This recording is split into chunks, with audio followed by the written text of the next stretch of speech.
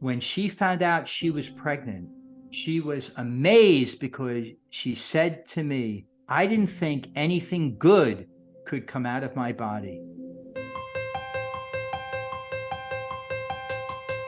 Welcome to Straight Talk on Life Issues. I'm Victor Nieves, joined as always by Brad Mattis, president of Life Issues Institute. Today we have a really interesting conversation that we're going to hit on, and that is homelessness and pregnant women. Honestly, Brad, this is a topic that, shame on me. I feel a little bit guilty.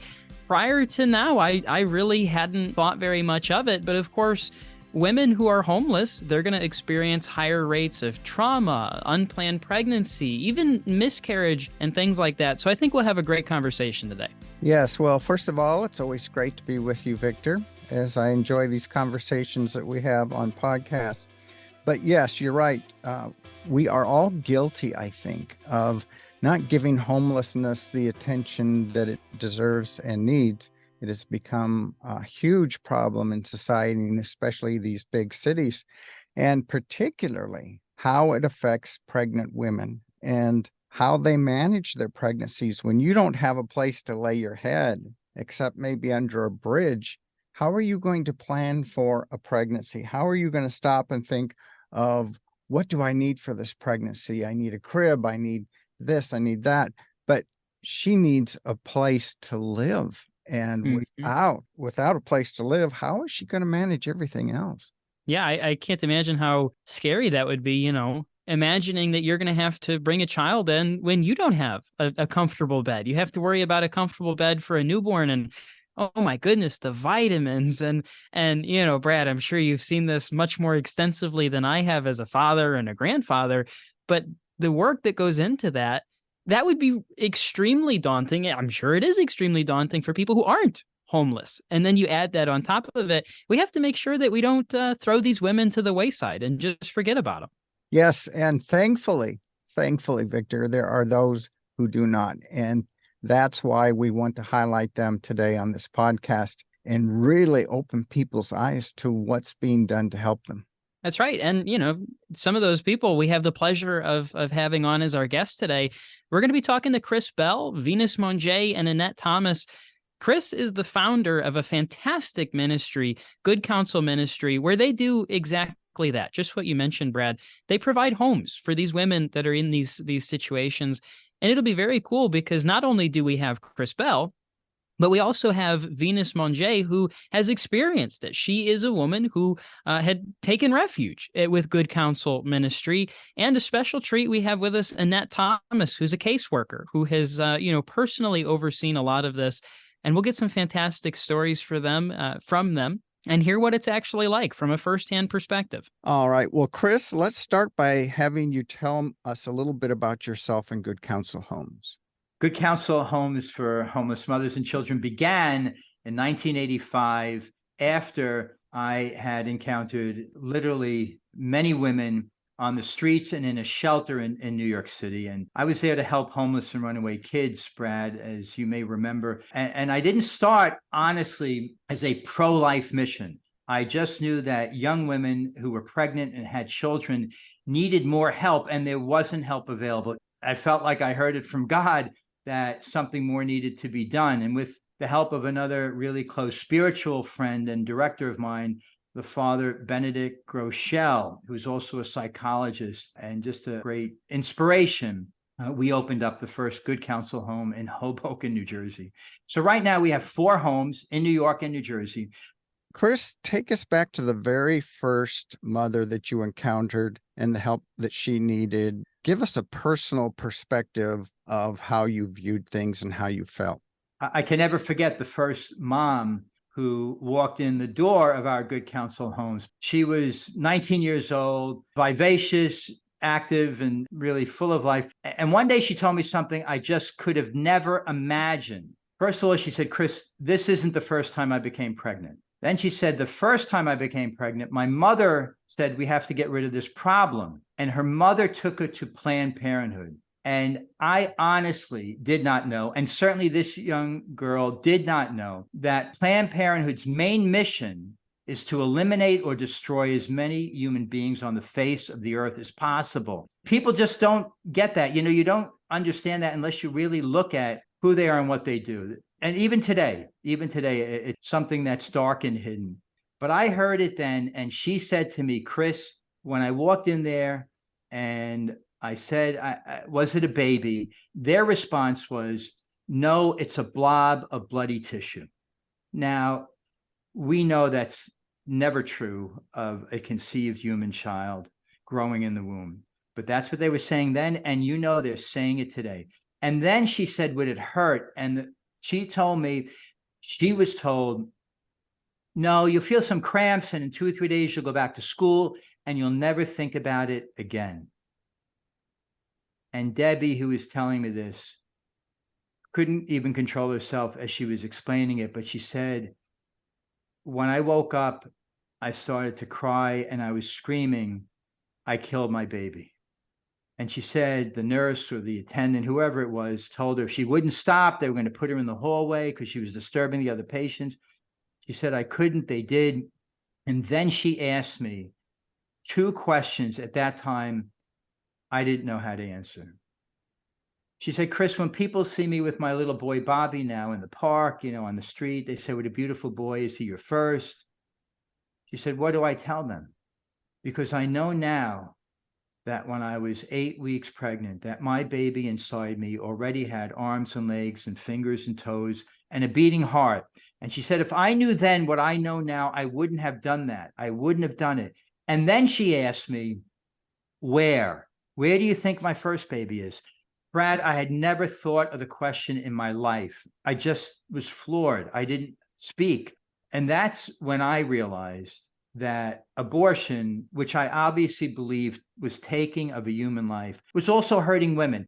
Now, a lot of people just weren't saying that, even in the pro-life movement in the Middle Ages. In fact, I think it was just a little later, Dr. Wilkie, a very happy memory, was the other person I finally heard say it publicly.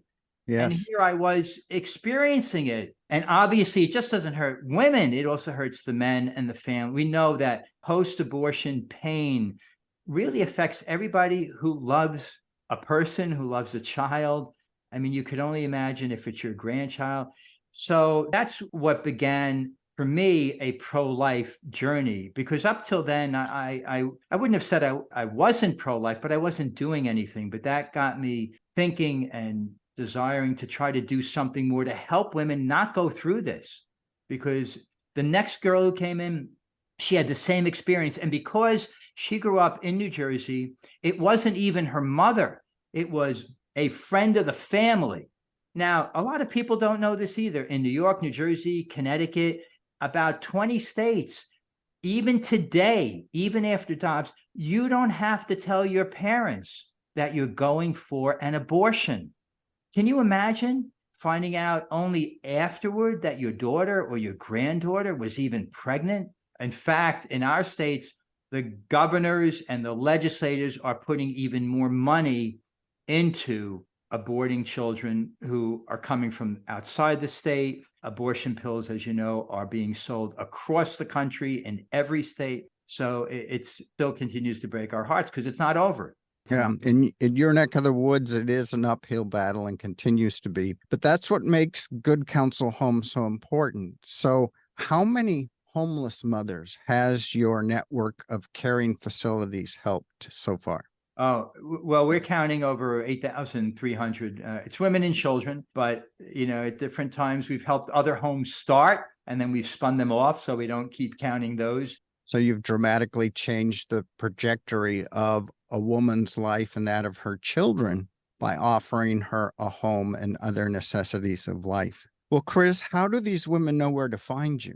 Well, online, of course. And as you know, many women just pick up their phone and they look for pregnancy help or maternity home, and they find Good Counsel Homes. We do take women in from all over. There are no residency requirements. What I want to say about the helpline too is some women call, they don't need housing or they don't need it today. But you know what they need, Brad, more than anything else? And I think this is true across the board.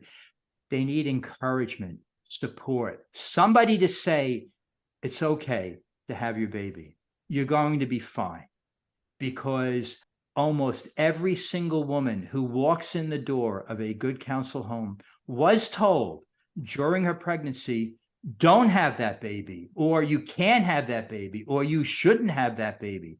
Maybe it's her immigration status. Maybe she does have a mental illness. She's bipolar or depressed or has post-traumatic stress or whatever. Maybe she's dealing with a drug addiction problem. But I'll tell you, like one mom did who was on drugs, when she found out she was pregnant, she was amazed because she said to me, I didn't think anything good could come out of my body. And the first time in 10 years of her very young life, I thought of not taking drugs was when I found out I was pregnant. And she came to us not knowing that we had a program just for women with drug addiction problems. She gave birth to a healthy baby, thank the Lord. And after she left us, and she actually had a job with the veterinarian, she loved animals too. She came back to donate because she said, I want to help another mom like me because I know how tough it is to get over those struggles and that addiction. And that's great to hear that success story, Chris. My next question is, what life skills do these young mothers learn while they're under your care? Well, certainly, job skills, putting a resume together, how to interview properly. Also, we talk about social skills. We have everybody eat dinner together at the table. So we live and work together, if you will, to clean up. Also, spirituality. Today, especially, not everybody has opened up a Bible, much less been to a church.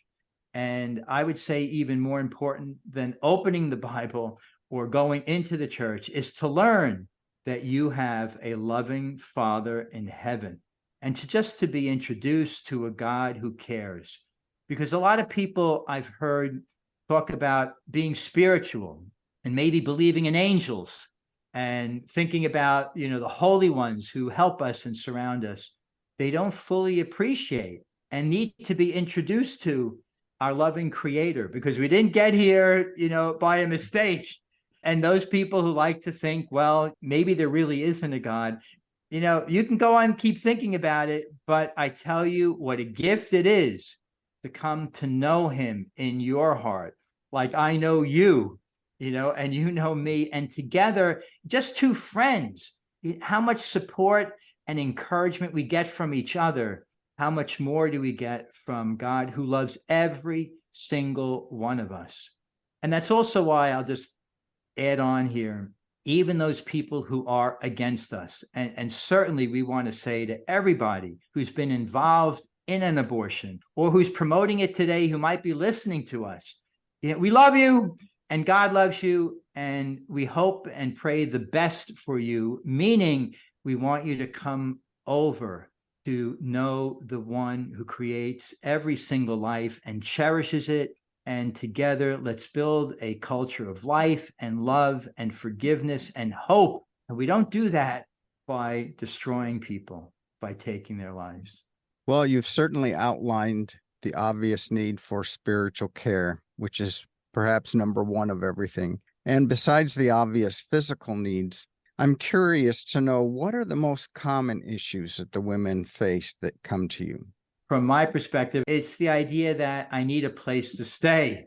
I'm pregnant and either nobody wants me or there's nobody in my family or friends who can take care of me today, right now. And you may wonder, in this land of plenty, which America still is, with all of our problems, with inflation raging and with housing being a difficulty, still, how could it be that a young woman or even an older woman could be pregnant and not have a place to stay? Well, first of all, it's the father of the child, right? The man who maybe professes profusely, I love you and I want to be with you. But if you're pregnant, I don't want the baby, which ultimately means I don't want you. I don't want you and your pregnancy, even though that's my baby too. And I won't go into a long diatribe about how we got there, but obviously men, but also ladies, we're not respecting each other enough to say, if we're going to come together in this beautiful union created by God to create people, we're going to come together physically, we have to have a deeper commitment. And our society doesn't even begin to teach that. It doesn't reflect it on our movies and songs, and even in our government-run schools. And I warn parents, any parent out there, children in government-run schools are not learning Christian values. So really, it's better to take them out of government schools so that they don't get infected with non-Christian, anti-Christian values of love, of life, of family.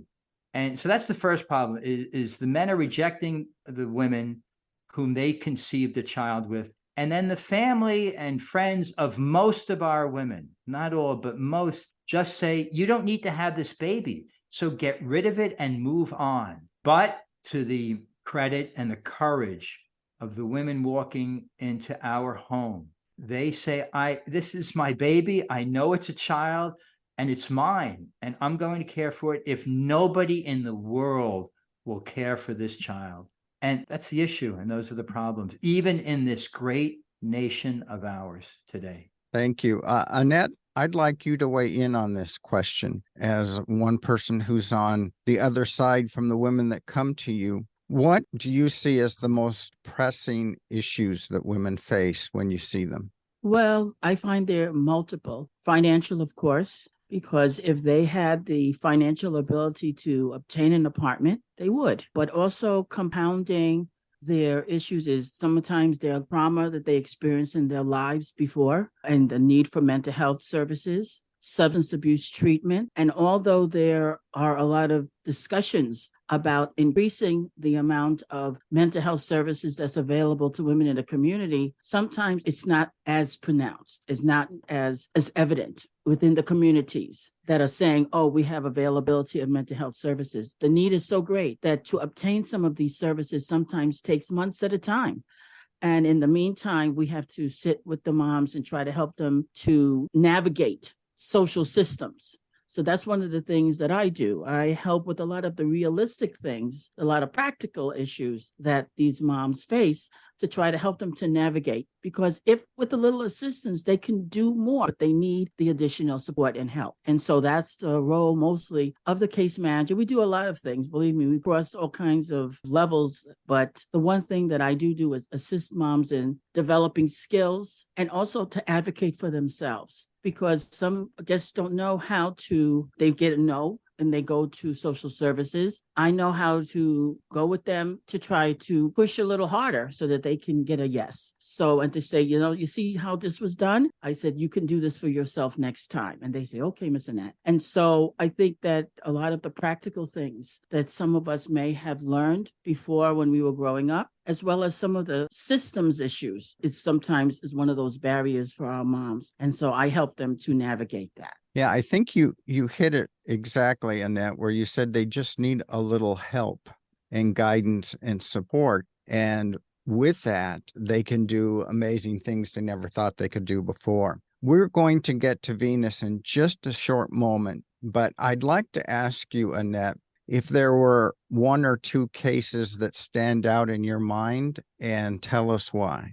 Well, one case had to do with a child that was born disabled. And the mom, from the beginning, when she was told that the child was going to be born severely disabled, was encouraged not to bring the child to life. And she, with our support, she held on and she gave birth to a beautiful baby, a baby who was very disabled, who still is disabled. And at that point, she was told that the baby wouldn't live 3 months. The maximum would have been about 3 months. The child in November will be 2 years old. And so that's a case that I will always remember and think about, because there were times that good counsel had to stand with this mom to fight the system because there was a belief that she wouldn't be able to make it. But with their support, because they did agree and to work with us, and they gave their promise that they would do everything humanly possible to ensure this child got the ultimate medical care They honored their word. And between us and the mom and the hospital, the child's now going to be 2 years old. So that's one case. So, Venus, please tell us your story. So I had my first child. I was living in North Carolina in the South. So I was with my aunt. She had 3 kids of her own with her husband. So she took me in with my oldest, which is 3 years old now. I got a job at the preschool that I'm working at currently, which is also my church. And then I got pregnant. So with my aunt and uncle having 3 kids already, and then having me and my oldest, it was going to be a tight fit. So I was like, it's time, to move on, because it's just better for all of us, because with such a big family, it could get, a little bit hectic.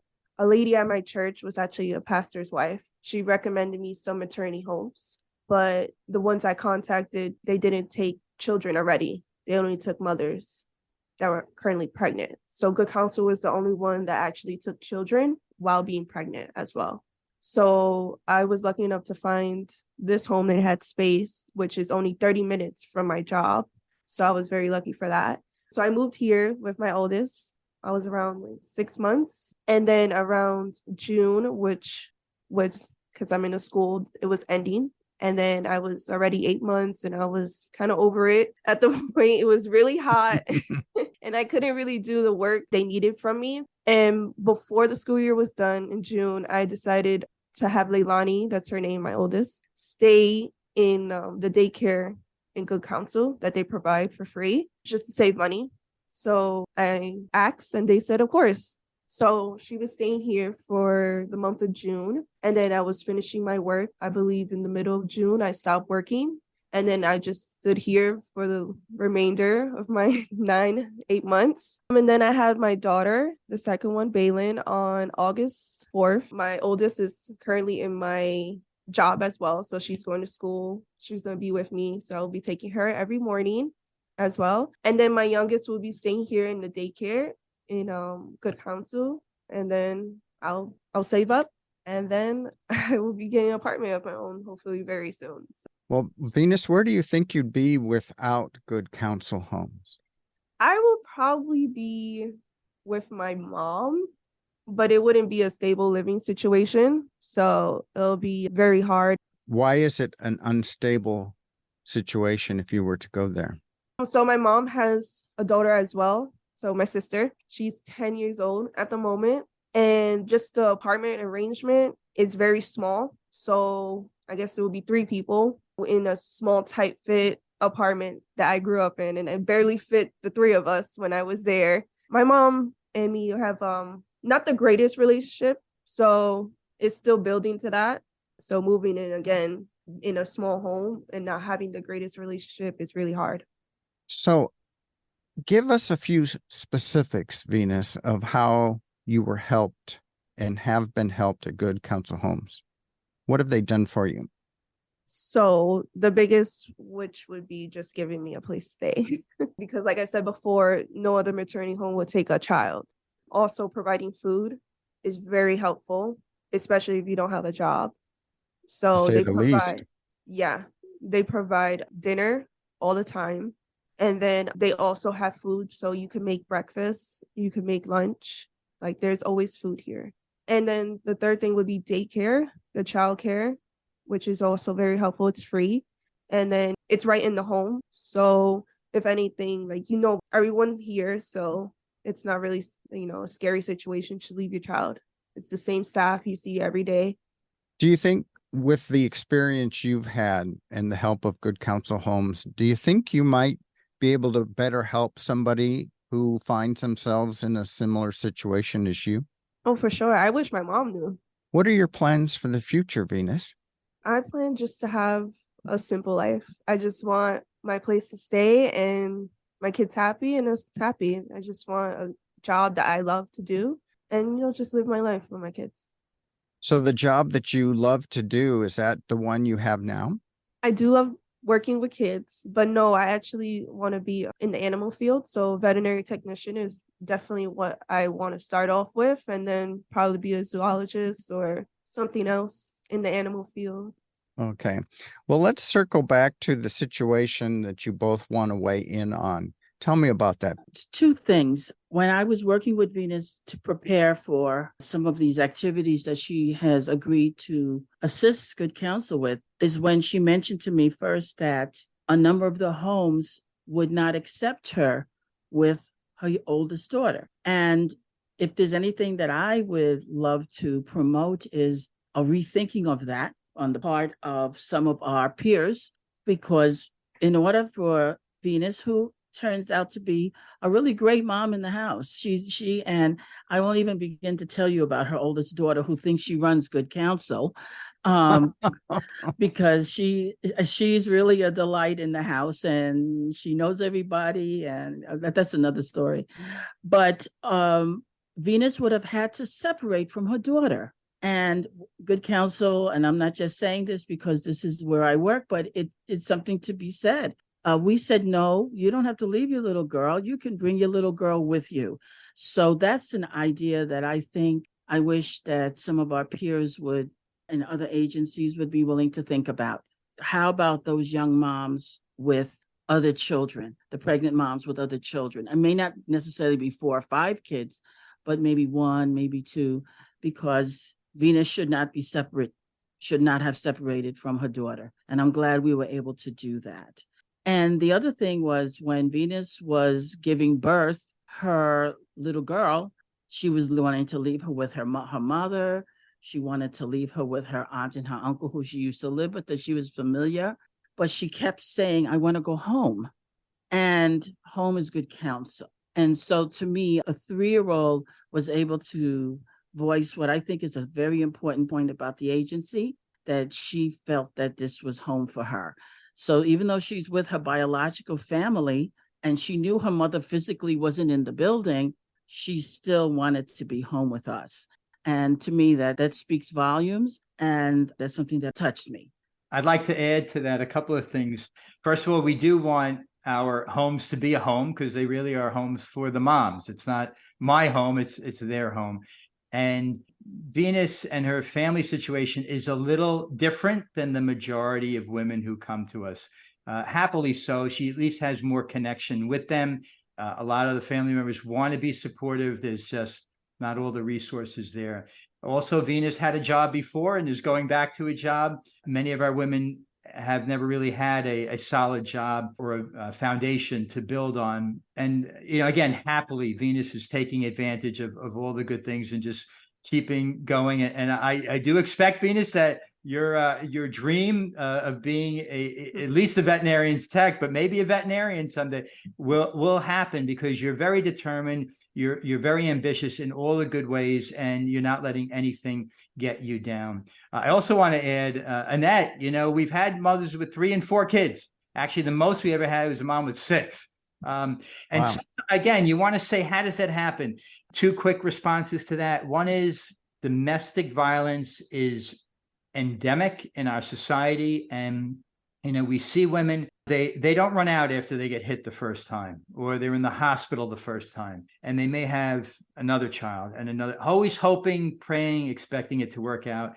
From the beginning, it was, God, who are you going to send to us, and how can we respond? And that's why, again, I want everyone to know, if you're pregnant and you need a place to stay, call Good Counsel Homes, because it doesn't matter where you're from, how you got pregnant, how many children you have, your mental or emotional state. We're going to do the best we can with the help of God. Chris, during this age of inflation and everything seeming to spiral out of control, are you seeing more women come to you with basic needs like housing and food than ever before? I won't say ever before, but certainly it's gone up since the pandemic. Brad, the pandemic, I think, frightened so many people from even coming out of their homes. I fear many took the abortion pill, and many stayed in bad situations because they were afraid to move. But since, if you will, the pandemic subsided, this year we're seeing almost as many women as we did before the pandemic. This year to date, we've seen 33 babies born, which is many more than last year. Our doors are open. We want to say we will help you. with the grace of God. But also we need help too. Brad, I'm just grateful to be with you and on the air, because we could spread the word of hope and also help. And we need help too. Well, Chris, without you, how do young pregnant women who are homeless, how do they navigate? Where are they going? What are they doing? You don't always see women on the street begging, although you do in New York. But for the majority, it's been termed couch hopping or couch surfing. And they go from friend to friend to family to friend, just, staying a few weeks, a few months. They give birth. We take women right from the hospital because where they were, they can't take their baby back. It was their friend's house, somebody's apartment. They were hiding. So it's horribly tough. And that's why getting the word out that, yes, there is a place for you is as much a need as everything else we're talking about. So if you go to social media, you can like us on Facebook, follow us on X, which was Twitter. You can go to Instagram, spread the word that way, because you never know. More than one woman has come to us because their friend or their friends of a friend, saw something and passed it along. One really quick dramatic story, a girl was crying in New York City. A stranger was walking by, said, "What's the matter, honey?" And she said, "I'm pregnant." And the stranger handed her our phone number. So if you're walking around, keep a good counsel card or number or website in your pocket. Share the message. You can be part of a true life chain, whoever you are, by liking us on social media or just sharing the message. I heard that there is a place for any pregnant mom in need. And also, quickly, I want to add, also say, that God forgives those who've had an abortion, because every one of us, every adult in America knows someone. I know that God can forgive even an abortion.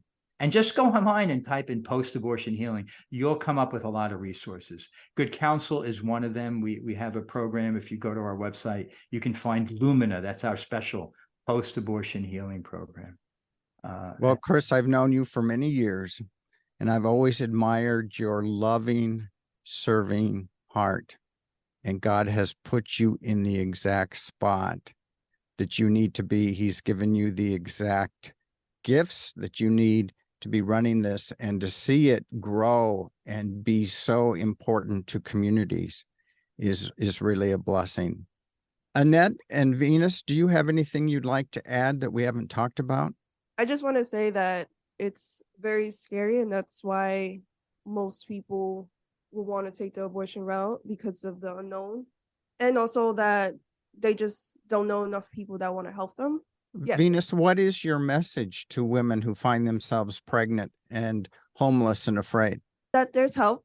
There's help out there, and they don't have to do it alone. And it's scary, yes, and unknown, but there is help. Annette, was there anything you wanted to add? Well, similarly, I would say this, that just to reinforce what Chris said about that the Lord loves you, and that there are people who love the Lord that are willing to help you, but you have to be willing to let us. Well, I'm really glad that you were included in our conversation today, Annette. So I'd like to thank Annette and Venus and my dear friend Chris Bell for joining us on this program. You have really opened the eyes and ears of our listeners today, and we thank you. God bless you, Brad. Thank you so much for having us. Well, Brad, as we've heard today from the firsthand experience, this is an issue that deserves a lot of attention. And I'm, for one, I'm very glad that we got to have this conversation and hear those experiences. Hopefully, everyone who's listened has kind of shared my personal experience, and that this was an eye-opening conversation to hear what this is actually like, and get those perspectives, because I just can't imagine the stress and the fear of not knowing where to lay your head at night, and knowing that you're going to want to bring a child into this world. And, Brad, it's particularly important that we help these women so that they know they have another option. Because as we know, Planned Parenthood and the entire abortion industry, they're ravenous. They're licking their lips looking for anyone that they can convince to have an abortion. And I'm sure that they come to these women and they say, hey, listen, this is a way out. You don't have to have a child. You can just kill the child and everything will just be fine.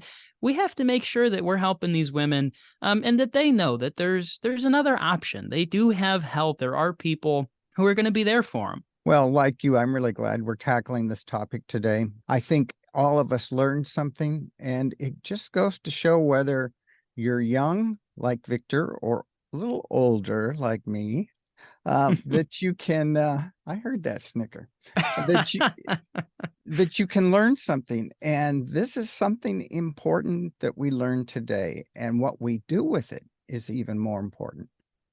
Absolutely. Well, as always, Straight Talk on Life Issues is going to continue to tackle the relevant topics that matter the very most, even the ones that if you're like me, you may not have thought of before. Together, we're going to continue to change the hearts and the minds of millions of people through pro-life education. I want to encourage you to go to our website, lifeissues.org, where you can find an abundance of information and resources relating to today's program, but not just today's program. We also have literally thousands of pages of resources at your fingertips to help you become the most effective defender of life that you can possibly be. We'd love to hear from you while you're on our website, lifeissues.org. Let us know what you thought about today's program. We would love for you to follow us on all of our social medias. You can find us by our handle, Life Issues Institute, on pretty much any platform. That's a fantastic way to share the show and to share the information and the resources with your friends and family. Be sure to tune in next week for more Straight Talk on Life Issues.